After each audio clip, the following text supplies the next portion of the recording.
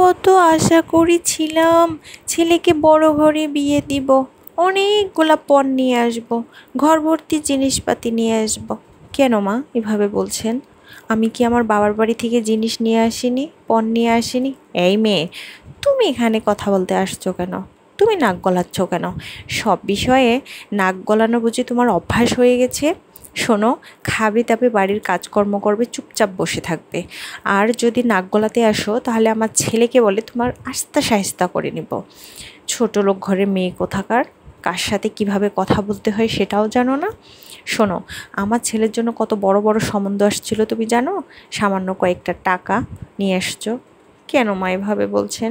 কি বলেছি আমি? আপনি বললেন তাই আমি বললাম যে আমিও তো আমার বাবার বাড়ি থেকে পণ নিয়ে আসছি, জিনিসপাতি নিয়ে আসছি। কেন এভাবে তবু আফসোস করছেন? আচ্ছা, আপনার মেয়ের সাথে যদি এটা ঘটতো তাহলে কেমন হতো বলো তো?